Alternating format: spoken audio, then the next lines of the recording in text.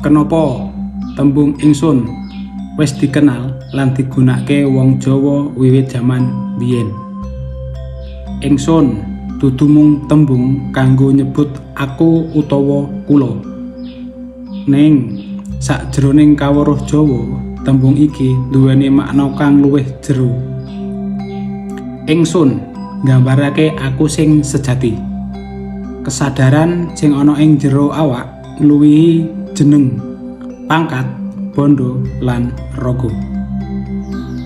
Wong Jawa biyen ora sembarangan gunakake tembung iki amarga aku iku bisa ateges ego.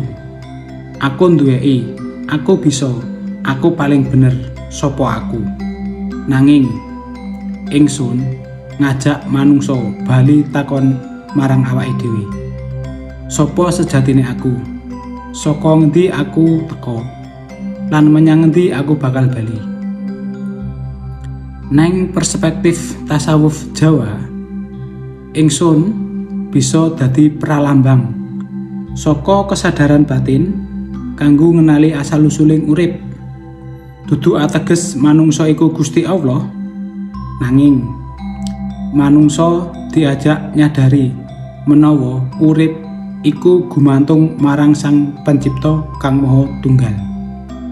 Mula nalika wong Jawa ngucap ingsun, sejatine ana piwulang supaya manungsa ora mung kenal karo donya njaba, nanging uga ngenal marang awake dhewe. Nalika ego saya meneng,